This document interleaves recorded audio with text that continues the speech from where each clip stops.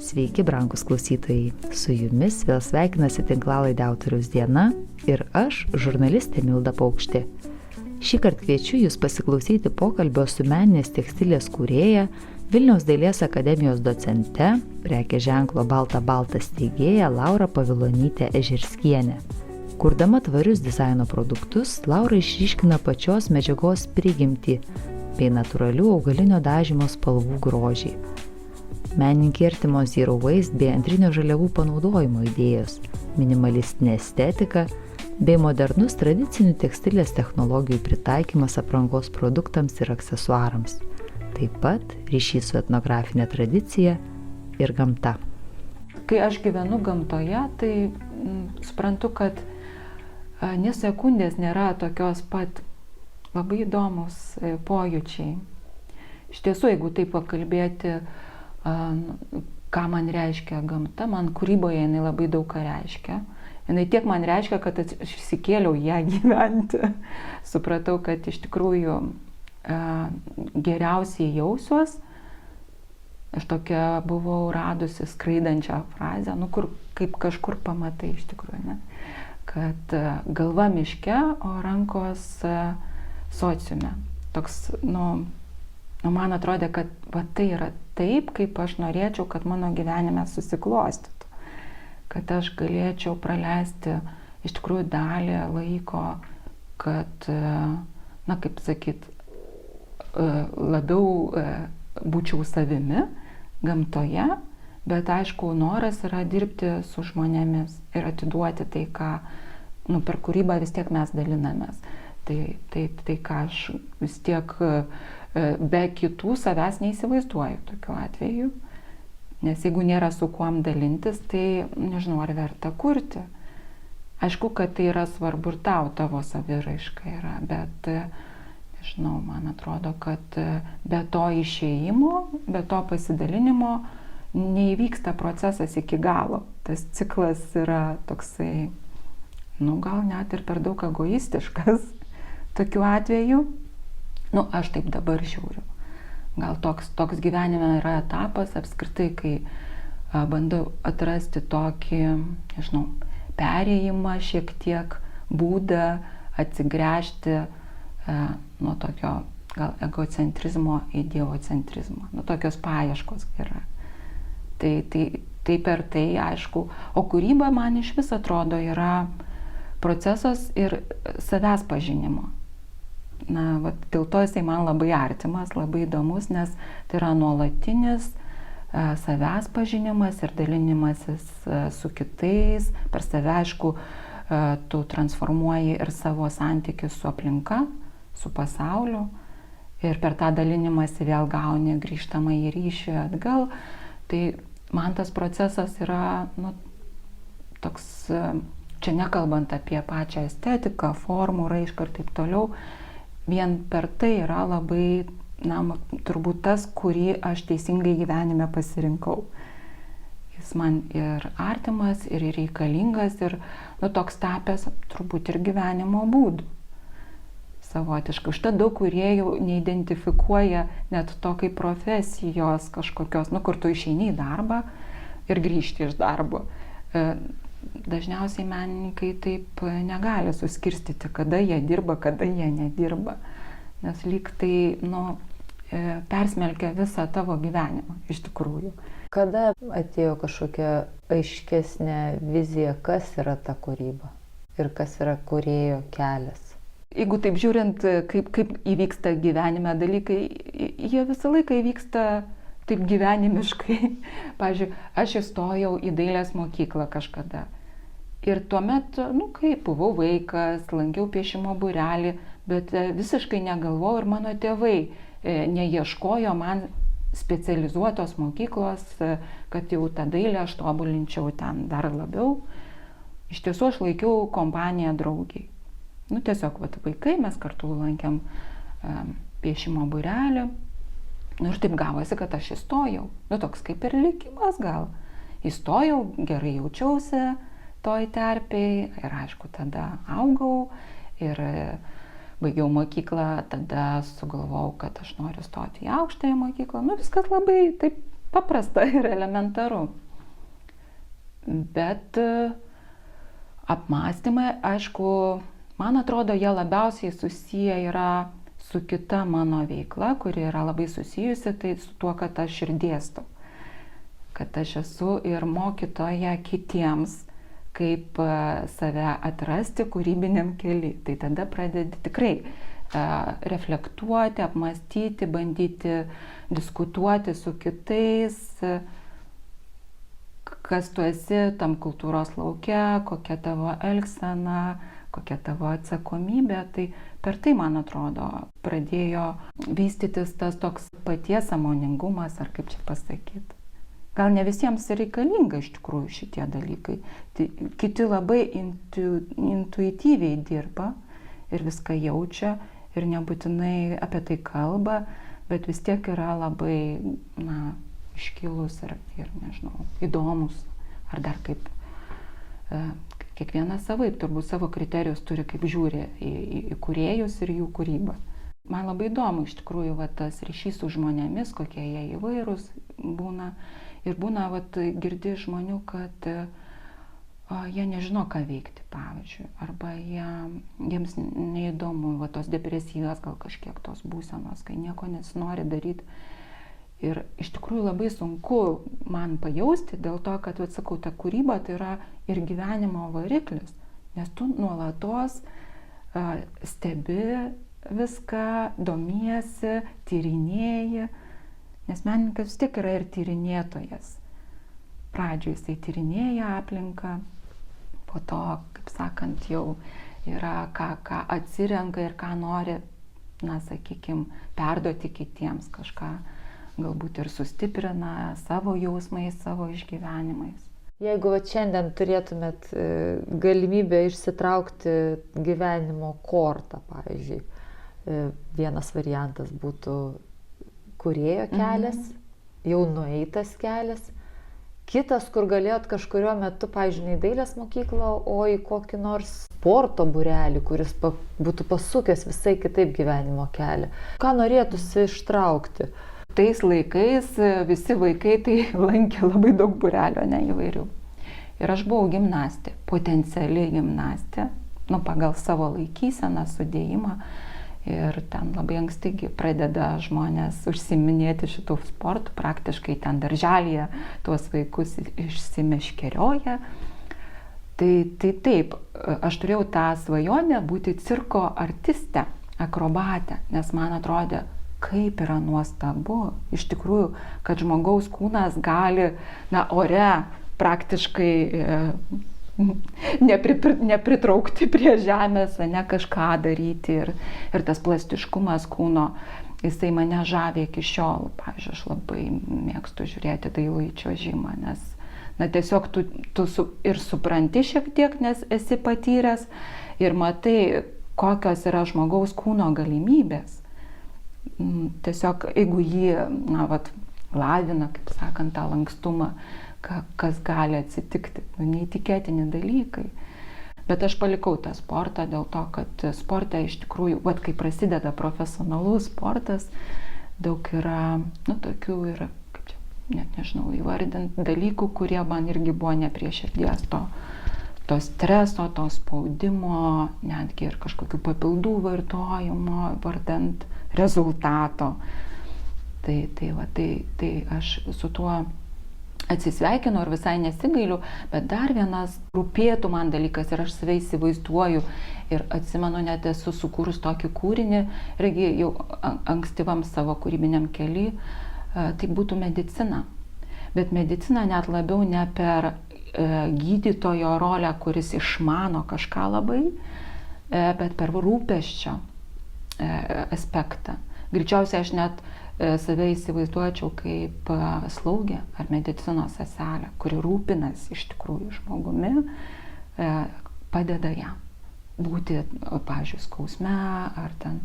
Tai šitas mane lydėjo ir aš galvoju net iki dabar, pavyzdžiui, kai yra augalai labai svarbus mano gyvenime, nes aš juos naudoju savo kūryboje, dėl pigmento, bet aš taip pat labai domiuosi visom jų savybėmis, tame tarpe ir vaistinėmis.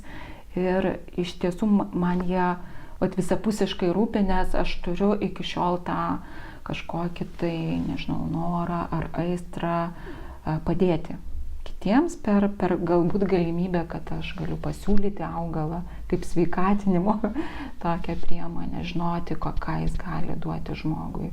Tai kuo puikus yra pasirinkimas meno kelyje būti? Ar teko dėl to su kažko pakovot? Ne, man tėvai tai niekada nieko neribojo ir neturėjo lūkesčių, kurie mane labai kažkaip tai ir įrėmintų ar kažkaip tai ribotų, spaustų.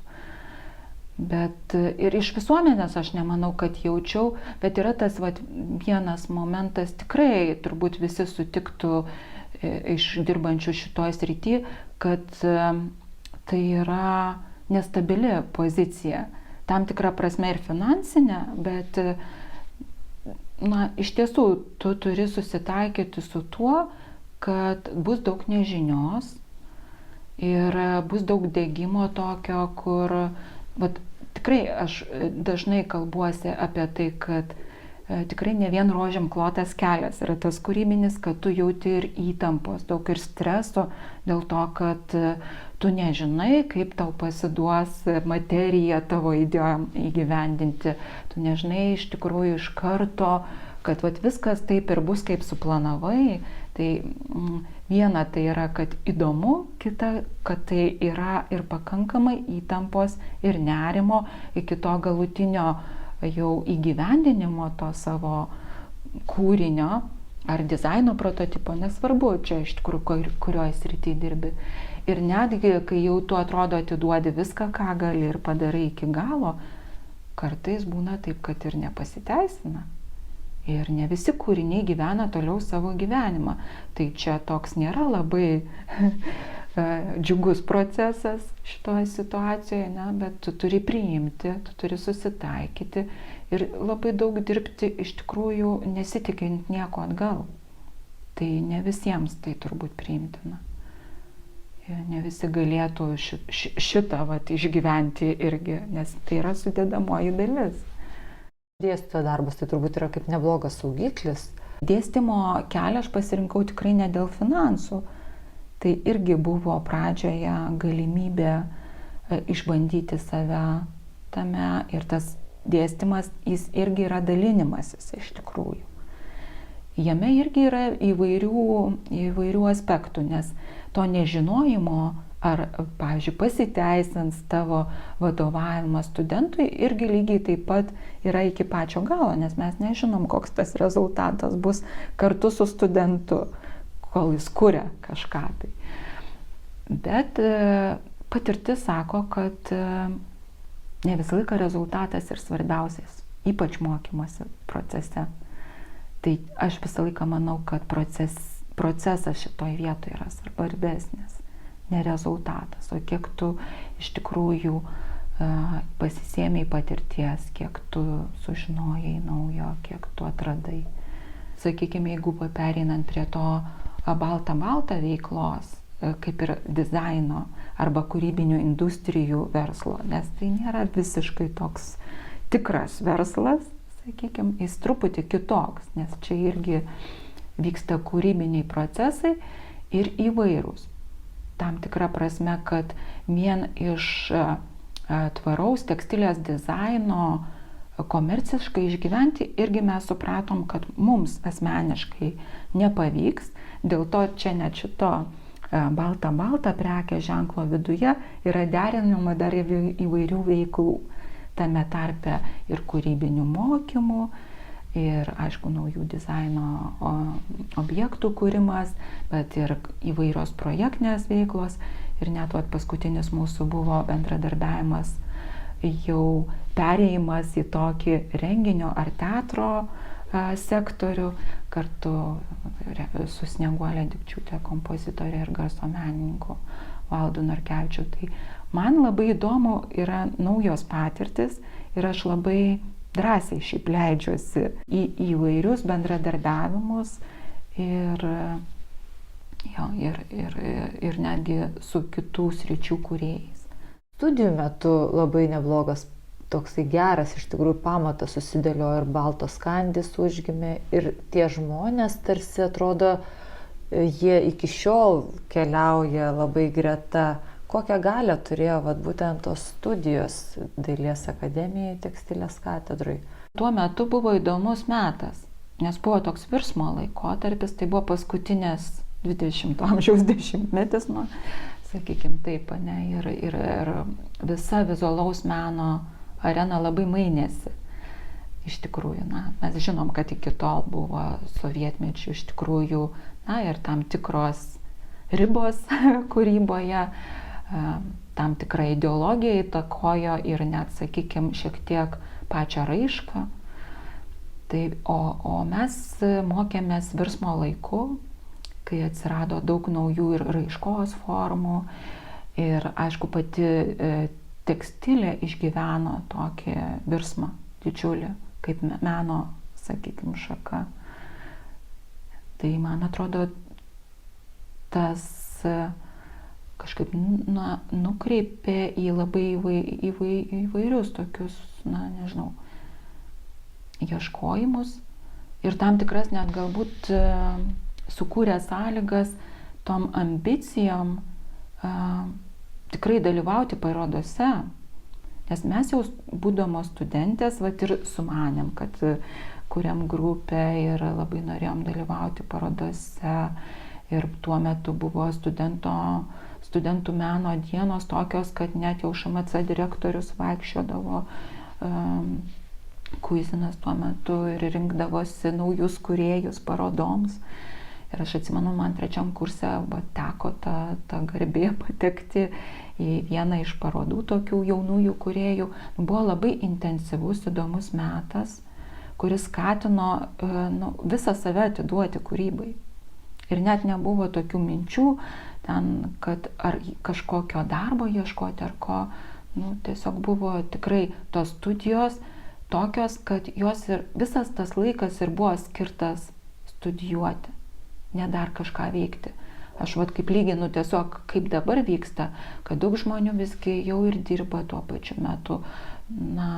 Tiesiog gal kitokios aplinkybės įtakoja tuos pasirinkimus, nes aš nesakyčiau, kad buvo lengvesnis metas, tengi ir buvo ekonominiai sunkumai tuo metu Lietuvoje ir taip toliau. Nebuvo ten lengviau gal išgyventi, bet tiesiog ta pati aplinka, jinai buvo tokia, kad labai nedaug žmonių darydavo studijų metu dirbti ir galbūt būdavo visai normalu, kad tėvai kompensuoja tą išlaikymą, padeda išlaikyti ir mes nebijom gal skurdžiau gyventi patys, ta prasme, mažesni, kad poreikiai buvo tuo metu kažką turėti, nežinau.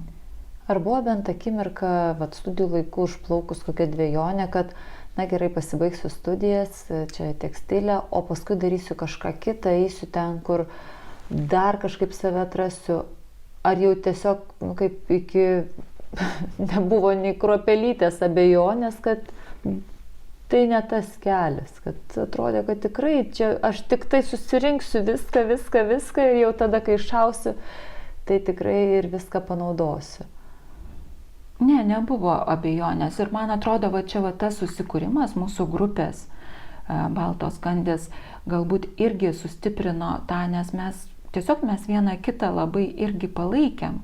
Ir tada, kaip raketa, tos energijos 6 žmonių, nors jinai gal ir skirtinga, mes ją ten tarpusavyje, kaip sakant, turėjom irgi būdą, kaip sutelkti, kaip ją, išlyginti ir taip toliau, bet tai vis tiek yra tokia paskata iš tikrųjų veikti, didžiulė paskata, kai daugiau žmonių tą daro kartu, visą laiką tai būna. Ar jums kilo kažkuriuo metu Baltoms kandims ta grėsmė, kad jūs veiksit kaip grupė, bet tada nebeveiksit individualiai? Ar yra vietos skleistis dar individualiai, kai tu esi ir kažkokios grupės narys? Yra, nors mažiau. Mes iš karto, kaip sakyti, priėmėm tokią, duotybė, kad dalis tos, nes mes vis tiek formavomės tai kaip individualios kūrėjos, ne, studijų metu. Ir turėjom kiekviena savo kūrybinę liniją, kuri toli gražu nebuvo panaši.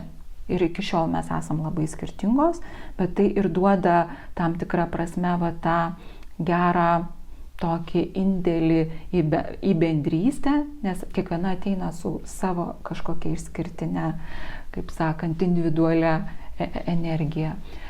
Tai tas, kai mes pradėjom kartu veikti ir daug energijos tam skirdavom, jau savaime buvo aišku, kad individuali kūryba, gal bus net, nežinau, antroje eilėje, ar kaip čia pasakyti, nors gal taip neįvardinom, bet visos ją turėjom.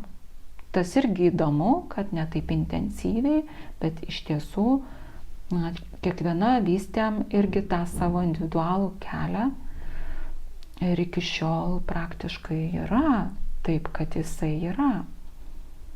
Tai aišku, labai svarbu, jeigu kalbant dar apie tą laikotarpį, dėstytojų asmenybės ir palaikymas. Tai neišvengiamai iš tikrųjų irgi yra tos aplinkos dalis, kaip aš sakiau. Savaimegi, vien jeigu tu esi tam tik stebėtojas meno lauke, tu nesijauti būdamas studentas tokiu stipriu. Bet kai yra asmenybės dėstytojai, sakykime, buvo mūsų labai didelė palaikytoja Eglė Ganda Bogdanienė, tokia kaip mama Kandžiut kartais sakydavo. Tai, kad tavim patiki tavo dėstytojas ir tau taip parodo tą langą, kaip tu gali ateiti, iš tikrųjų, kaip tu gali tas parodas rengti, kas yra tas visas procesas, kaip tai vyksta, tai yra, iš esmės ir yra ne tik fizinė pagalba, bet tos žvaigždės įžiebimas, tas, kad tu patiki, kad tu gali taip gyventi, tu supranti, tu pabandai, ir toliau jau pats darai. O jeigu to, pavyzdžiui, nebūtų įvykę, jeigu nebūtų kartu parodų padarytų studijų metu, gal visai kitaip tas kelias būtų susiklostęs iš tiesų. Nes atrodytų, o tai kaip čia patekti? Kažkaip lyg atskiri pasaulyje, ne? Akademijagi toks šiltnamis, kol neišeini iš išorės. Ten, aišku, visą laiką viskas yra surežisuota, kaip turi atsiskaityti, kaip turi išeksponuoti savo darbą.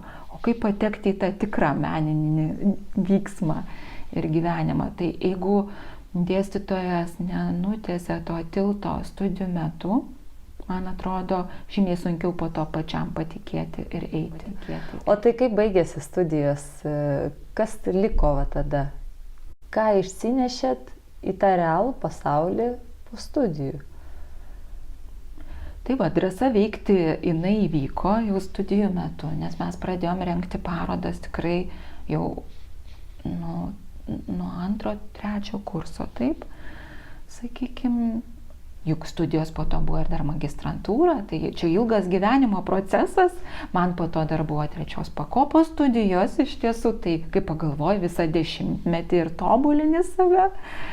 Tai čia normalu, kad per tą laikotarpį tu gali įsitvirtinti iš tikrųjų tam lauke, į kurį nori ir pretenduoji išeiti. Aišku, reikia ir turėti tų ambicijų ir tada negailėt laiko, energijos, nes jinai tikrai pradžioje finansiškai visai neatsiperka, tu atvirkščiai turi dar savo finansų tam skirti ir investuoti, jie turi savo kažkokią tai medžiaginę išraišką ir visą tai jau yra ir kažkokie tai finansai. Tiesiog mes turbūt šiek tiek turėjom sėkmingą, pakankamai anksti, tik pabaigus magistrantūros studijas, išėjimą į tarptautinį kontekstą. Ir čia mums irgi padėjo dar vienas mūsų gerbiamas žmogus, profesorė Raminta Jurėnaitė.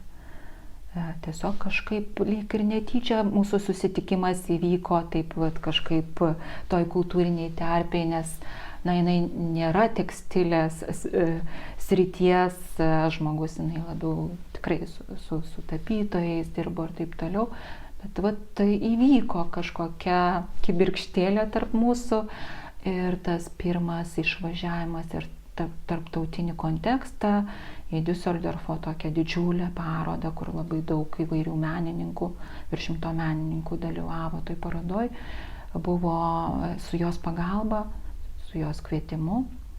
Na ir čia, kaip čia pasakyti, įvyko tas jau, kai būna įsuki ratą ir sukasi. Tiesiog jame reikia po to sugebėti ir laikytis, ir kurti, ir turėti energijos dalyvauti. Nes menininkas tikrai turi labai daug ir atiduoti. Šiuo atveju, jeigu taip kalbant jau tikrai apie tokią, kūrėjo karjerą, kuris dalyvauja parodose ir tai pavargau nebūna tokio žodžio. Aišku, gali būti ir lėtas tempas. Vat mūsų reiškinys Baltų kandžių, būtent kūrybinės grupės tokia veikla, jinai nėra su labai didelė gausa kūrinių, nes jie ilgai vyksta, nes yra 6 kūrėjai, kol susitarė visi vienodai ir išvysto kūrinį kitos jau galutinės formos. Tai nėra taip, kad mes turėtumėm labai daug kūrinių, jie ilgai kuriami per keletą metų, bet ta veikla nenutrūksta. Tai čia mes ateinam irgi prie to lėto proceso, kad jis yra įmanomas. Ir galbūt iš čia aš jau patikėjau, kad lėti procesai gali būti šitam pasaulyje, kuris nuolatos reikalauja kažko naujo. Ir po to gal mes prieisim ir prie mados sektoriaus, kuris iš vis yra labai sugreitėjęs, ne šiuo laiku. Tai čia atsirado tas mūsų labai individualus būdas, kaip mes kartu kuriam, kaip gimsta tie kūriniai ir netgi kaip toliau mes juos reprezentuojam. Nes labai iš tikrųjų platus yra tas geografinė tokia, nežinau, per visą pasaulį mes juos vežėm į skirtingus žemynus. Bet dalis netgi tų parodų buvo mūsų pačių ir prižiūrimos, inicijuotos, neturėjo kuratorių specialių tam. Tai yra įdomu, kad įmanoma ir taip, ir yra labai didelis irgi toks, kaip čia, net nežinau, dėkingumas širdyje viena kitai, kai mes kartu sukuriam tą kūrinį, kad mes sugebėjom susitelkti, kad kūriniai yra ir kad jie yra aktualūs iki, pavyzdžiui, pirmas kūrinys sukurtas 2003 metais, mes jau 2025 gyvenam ir vis dar jie dalyvauja, ta prasme, jie gyvena savo parodinį gyvenimą, tai reiškia, kažkaip jie yra paklausus, aktualūs arba reikalingi žiūrovui.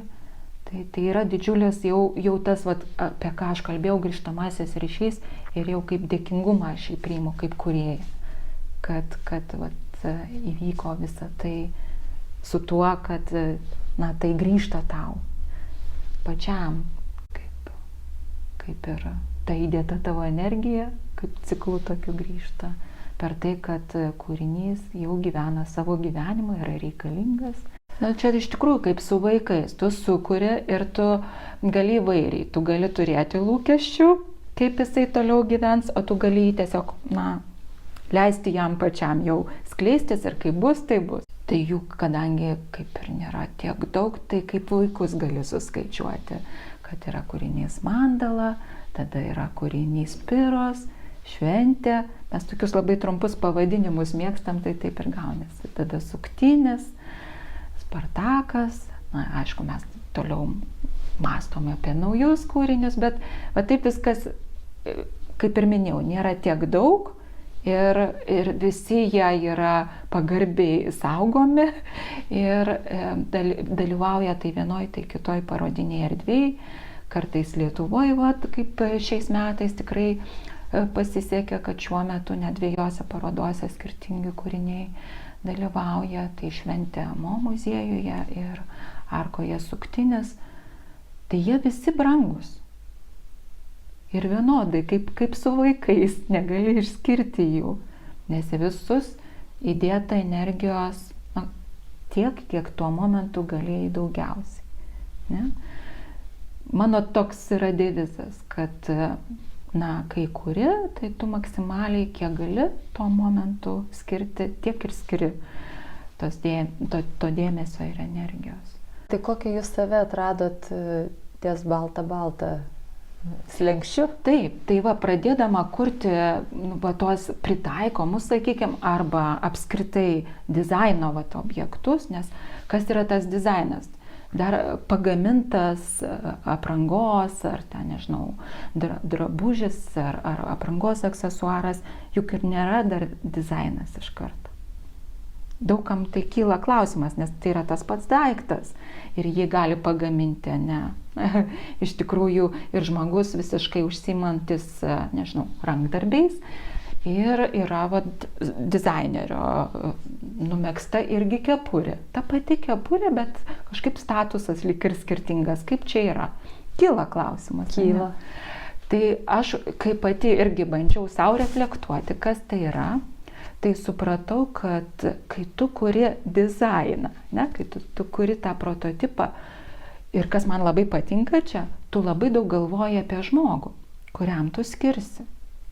Tu ne šiaip kuri, kas tau patinka. Tu iš karto galvoji apie žmogų, koks tas žmogus, kas jis yra, kokį galbūt jo poreikį sprendė ar problemą net gal. Pavyzdžiui, labai šalta Lietuvoje, žiemą, ir reikia ne tik, kad gražiai atrodytum, bet kad ir būtų šilta. Ar dar kažkaip. Tu formuluoji visų pirma problemą tam tikrą ir po to ją sprendi. Ir sprendi tyrinėdamas vėlgi ir medžiagą, ir formą, ir įvaizdį tam tikrą, tu kurigi, ne, vat stilius, ne, yra toks irgi terminas, stilius, įvaizdis. Tas žmogus, kuris tiesiog mezga kepurę, nes pamatė, kad jinai jam patinka, tai jau ima dizainerio nuveiktą darbą, nes jis jau sukūrė tą įvaizdį, kuris patinka kažkam. Tai iš tiesų čia yra toks įdomus labai dalykas, kad aš savo po to priėjau prie tokio atsakymo, kad iš tikrųjų tu kuri žmogui būseną per daiktą. Būsena, kaip jis jausis, iš tikrųjų, ne tas įvaizdis. Taigi nebūtinai įvaizdis yra būti kažkuom kitu, negu tu esi. Ne, tas įvaizdis gali būti tuom, kuo tu esi, bet tu negali pats tos formos susikurti. Tau yra per daug sunku, tu nevaldai tos materijos. Bet tu atrandi kaip savą tą kito žmogaus sukurtą prototipą ir tu jautiesi be galo gerai, nes staiga tai atitiko tavo tą norą kažkuom jaustis. Ir dažnai, ne, mes net keičiam kartais tuos rūbus pagal savo skirtingas būsenas. Jie yra ne vienodi, rūbus ar aprangos detalės. Ir čia irgi tada prieisiu prie to, kaip atliepia patys, nes kas yra įdomu, mes vartotojus čia sutinkam balta. Tai yra irgi didžiulis ir įdomus momentas, kad tu gali bendrauti tiesiogiai su vartotoju. Tai šiuo atveju ne aš pati, bet man tiesiog kolegė Ieva perpasakojo istoriją, kaip nupirko mano skarą. Ir papasakosiu po to, kokios buvo mano emocijos, noras ją kurti. Bet žmogaus refleksija, kuris nusipirko, buvo tokia taikli. Tai buvo įvardinta, kad man reikia, kad kas nors mane apkabintų, apgaubtų. Tai apie ką mes kalbam, kad tas daiktas ne tik yra tas grožis, kuris vis tiek vieniems vienaip yra gražu, kitiems kitaip, bet ir būsena, kurioj tu nori jaustis kažkaip tai. Tai čia buvo iš tikrųjų tokia skara iš mano kolekcijos, kurias aš pradėjau kurti vienam iš simpoziumų, kurį organizavo Balta. Ir tuomet aš mąsčiau apie kilnų grožį. Labai sunku iš tikrųjų, net ir dabar, sakyčiau, man papasakoti, kaip aš priėjau prie to, bet man buvo įdomu ir aš galvojau, čia tai uždavinys. Čia jau aš net nežinau, ar įmanoma įveikti, bet man labai įdomu iš tikrųjų dirbti su savo išsikeltu uždaviniu, kaip pabandyti įgyvendinti, kad grožis, turėtų tą kilnumo būsenos tokį aspektą. Ir aišku, aš pasirinkau tada kurti galvos apdangalus, nes visgi žmogus labai jautriai reaguoja, ne? Kaip jis atrodo ne tik per visą siluetą, bet kaip tas veidas, kaip akis. Vis tiek mes daug žiūrim į savo veidą ir patys net jį tyrinėjam. Tai galvos apdangalas iš tikrųjų rėmina mūsų veidą. Čia, tokia sritis. Tai tas noras iš tikrųjų kurti tas skaras atėjo per savo šitą išsikeltą iššūkį ir irgi visiškai buvo neaišku, kaip čia bus iš tikrųjų, ar čia skara toks dalykas, skarasgi nelabai nešiojam šiais laikais. Nėra toks, sakykime, populiarus objektas, bet man irgi buvo didžiulė nuostaba, kad nors ir buvo vienas iš prabangesnių būdų padaryti taip, kaip aš sugalvojau, nes aš norėjau tokių ganėtinai ryškių spalvų, kas jau atsiremia į tai, kad reikėjo naudoti egzotinius augalus ir derinti tarpusavėje daug spalvų, tai reiškia vėl procesai ilgėja, tai žodžiu pats dizaino objektas tapo iš prabangesnių. Bet kuriuo atveju, ar tu kuri dizaino prototipą, ar kuri parodinį kūrinį, tu tam tikrą prasme kuri poveikį žmogui, kuris susidurs su tavo sukurtu kūriniu. Tai labai man yra svarbu, kokį poveikį aš kuriu. O po to, aišku, atsiranda ir tie kiti labiau, kaip čia pasakyti, žemiški dalykai, materialūs, kaip tu elgiesi kūrybos procese. Ir čia tada, aišku, man yra svarbu tvarumas. Mes apie jį dar kažkaip nekalbėjom, bet visą laiką aš pagalvoju apie tai, iš tikrųjų, kokie resursai yra naudojami. Ir nebūtinai, kad tada viskas turi būti kuriama, sakykime, jau iš perpanaudojant kažką, ne. Nors man yra irgi artima atliekų perpanaudojimas. Ir iš tiesų šitą dalyką netgi aš atradau iš savo močiutės. Nes tas tausojimas kiekvieno siūlgalio, jisai atėjo iš tų laikų, jie tikrai gyveno žymiai sudėtingesnėse sąlygose pokarė, nesakykime, ir tas tvarumas atėjo iš tikro tausojimo. Bet tam tikrą prasme, kai aš pradėjau dažyti augalais, aš irgi pradėjau tausoti, nes aš supratau, kiek laiko reikia skirti, sakykime, susirinkti augalus, išvirti nuovirą, nudažyti tą savo tekstilę ir jau po to, net jeigu tu, nežinau, apdailos metu turi kažkokius tai jau nereikalingus siūlgalius ar ką, viską surinkdavau vien dėl to, kad iki to aš praleidau labai daug laiko. Tas, kas riboja, tave verčia elgtis kūrybiškai. Ir tuo atveju tada tiesiog yra įdomu, ką tose ribose gali padaryti. Juolab, kad, sakykime, kai aš pradėjau iš perdirbtų siūlų megzti kepures, atradau tokį modelį, kuris mano manimu irgi visai pasiteisino. Tai tas melanžas, kad aš iš 4 siūlo gijų sudedu vieną jau storesnį siūlą, iš kurio po to mezgu, iš tikrųjų jau yra ir raiška specifinė. Ir jinai turi savo žavesį tam tikrą.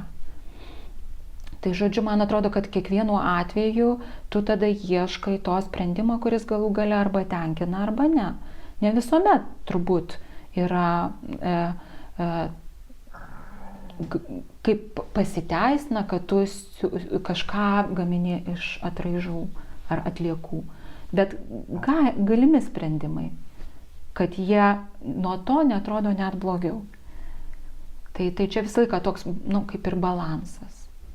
Kita vertus, mes čia irgi priartėjam dar, kalbant apie tą lėtą mados sektorių, kad neišvengiamai čia atsiranda daug rankų darbo.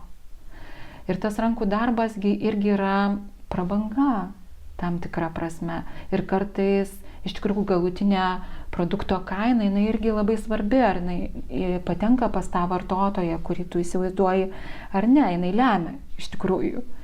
Tai tu turi tada ieškoti kompromiso, kažkokios pusiausvyros, balanso tarp to, kiek tu įdedi energijos ir ar galutinis objektas, kaip pasakyti, pasiteisina, atperka visą tai, nes ne visuomet. Ir tikrai buvo tokių prototipų, kur atrodė, kad viskas labai gerai. Jisai ir pakankamai įdomus ir paklausus galėtų būti, jeigu ne kaina. O kainos tu niekaip negali sumažinti dėl to, kad labai daug procesų reikia padaryti tam, kad jis įvyktų toksai. Ir tu atsisakai, nes tiesiog nesutampa,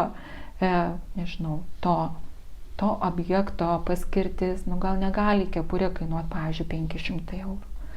Tai kažkaip jau nebūtinai turi būti tada, bet jeigu ten tiek daug yra įvairių procesų ir pačios medžiagos yra labai prabangios, tai galbūt gali būti viena kita tokia, bet tai nebus tas objektas, kuris gyvens tikrai savo gyvenimą. Ir tu galėsi jį tiražuoti jau net ir mažais tiražais. Bus vienetinis objektas. Auksinė kepurė kažkam tai.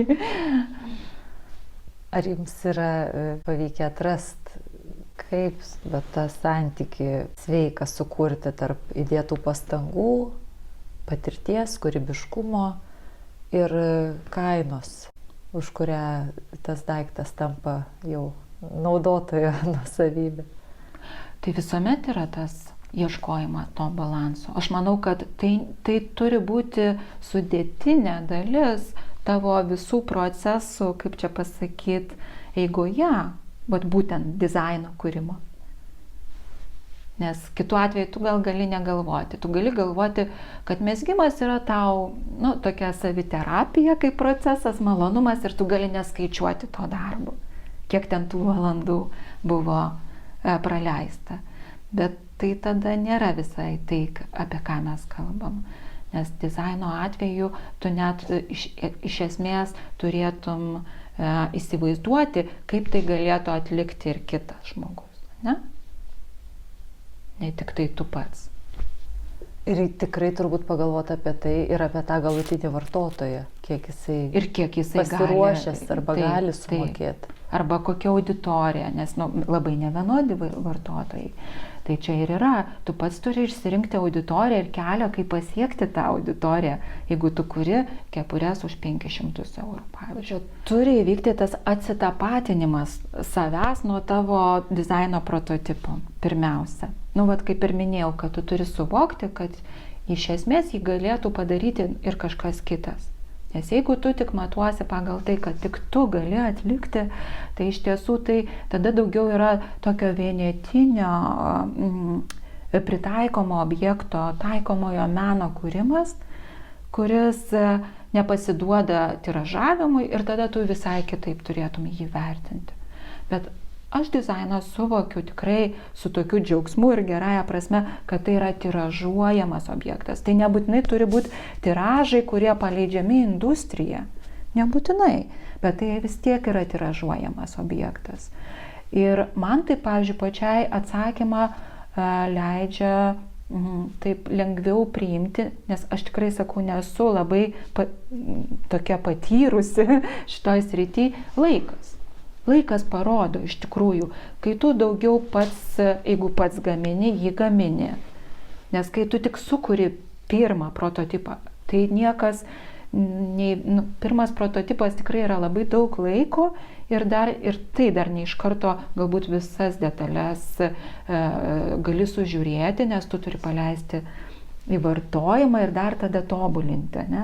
Arba tu tuo vartotoju pirmą pats tampi, žiūri, kas darosi, kiek kartų ten, sakykime, su tekstilė net išskalbus, kas atsitinka ir taip toliau. Nu, tu turi iš tikrųjų pratestuoti, tai yra labai normalu. Ir lygiai taip pat, kai tu pagamini jau kažkiek jų laike, tu tada tik tai suvoki, kiek gaminimas trunka ir atsiriboji nuo to prototipo kūrimo. Ir tada tu gali labai aiškiai ir įvardinti.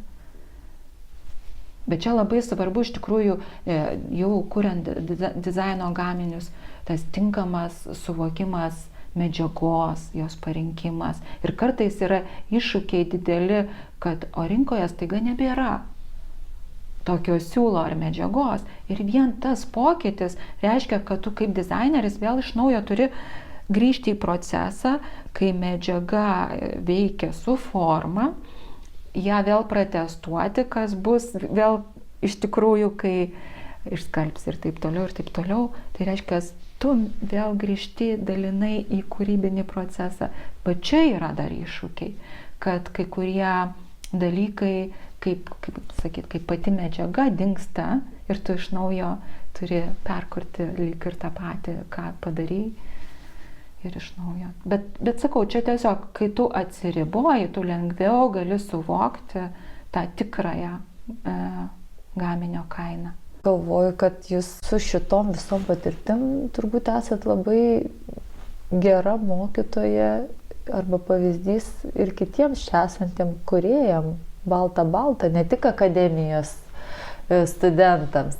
Kartais mes šnekamės apie tos dalykus, bet iš tiesų aš taip galvoju, man yra, kaip pasakyti, pačiai įdomu kelti klausimus ir juos atsakyti. Tai išgirsta tie, kuriems reikia, labai skirtingi žmonės, iš tikrųjų. Net ir studijų procesą tą supranti, kad mokai visus, o išgirsta tik tie, kurie linkia išgirsti. Nes daug žmonių iš tiesų būna įvairiuose etapuose ir kartais jiems yra svarbiau tyrinėti savo galimybės, pavyzdžiui. Neišgirsti, ką kiti patyrė, bet tyrinėti savo galimybės. Ir jie studijų procese galbūt ir iš mokytojų ir dėstytojų nepasima tiek daug, kiek galėtų, nes jie pasirenka kitą, kaip čia, tobulėjimo būdą. Ir aš nebūtinai sakyčiau, kad jis yra blogesnis. Savo kailiu patirti, kaip sako. Tiesa. Už ką jūs pati esat dėkinga balta projektui? Kuriom patirtimis čia labiausiai džiaugiatės? Aš turbūt visur esu labai dėkinga už bendrystę. Ir man čia tos bendrystės yra tokios labai įvairios. Kaip ir minėjau, yra bendrystė su vartotoju. Tai yra unikalus dalykas, kad tu kaip dizaineris, kūrėjas tiesiogiai bendrauji ir kartais net specialiai tu nesakai, kad čia tavo kažkas, ne? Tu stebi ir tikrai siurbi, o kaip tas žmogus iš tikrųjų mato, nes tu visą laiką matai tik iš savo pradžioj perspektyvos ir ne visuomet vienodai bus nuskaityta, kaip galbūt taip atrodo, kad tikiesi, o kartais pamato daugiau negu tu matai. Tai čia viena ta bendrystė. O kita bendrystė yra, aišku, su balta komandos narėmis. Pradžioje jų buvo daugiau, tai buvo įvairovė tų irgi mainų, kaip mes skirtingai matom, nes mes taip kaip ir kūrėm, sakykime, nuo nulio tą visą savo veiklą. Pradžioje šešiese, po to mažėjo žmonių, nes iš tikrųjų tai nėra irgi lengva sritis, ta tokio kūrybinio verslo. Jinai turi daug irgi iššūkių ir ne su visais mes tikrai galbūt ir lengvai susidarojam. Bet man kol įdomu, tol aš veikiu, pas mane kažkoks, aš pati kaip žmogus taip turiu tokį, matyt, vidinį variklį, kai tik matau, kad kažkur kažkas nauja ir jau ir lėkiu kaip drugelis į liepsną. Nes įdomu save patirti iš naujo, išbandyti. Aišku, kurie ideologiškai dalykai yra ne tavo, tai ne tavo. Ko savo kaip kuriai ir balta, kaip erdviai norėtųsi palinkėti? Į aplinką žiūrint, kadangi mes visi jaučiam, kad gyvenam tokiu tam tikrą prasme sudėtingu metu, nes atrodo, kad persikonstruoja pasaulis tam tikrą prasme. Ir daug yra aplinkui visko, kur net ir tamsos nemažai, nes visi lyg išverstų iš vidaus, kas yra, ir visi mes turim visko. Ir gerų dalykų, ir blogų dalykų. Ir dabar tas metas, kai lyg viskas pasimato, kas yra kas. Tai mano palinkėjimas būtų visiems iš tikrųjų jau orientuotis į kūrybą kaip procesą. Nes mes matom, kad destrukcijos yra daug, išsiardo senasis pasaulis, jinai atliko savo rolę, nes destrukcija, aišku, irgi reikalinga tam, kad kažkas naujas kurtųsi. Tai mano palinkėjimas būtų tiems, kurie gali ir kurie mato vizijas, kad kurtų kažką naują. Naujas perspektyvas, naujas vizijas, kurios padarytų šviesesnę mūsų aplinką, mūsų pasaulį, mūsų tarpusavio ryšius, stabilesnius ir tvirtesnius. Nes jau daug destrukcijos buvo, nemažai mes turėjom ir pandemijos, metas sunkus buvo ir ta nuolatinė grėsmės, savijauta, baimių dėl ateities. Tai, kad būtų balansas, reikia ir šviesių idėjų, šviesių minčių. Tai va to ir palinkėčiau, kad tie, kurie gali, tie, kurie jaučia, mato, kad tą šviesą transliuotų, kad tą šviesą rodytų kitiems.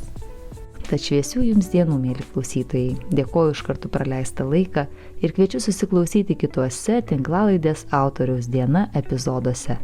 Projektą finansuoja Lietuvos kultūros taryba. Čia buvo žurnalistė Milda Paukštė. Iki malonaus.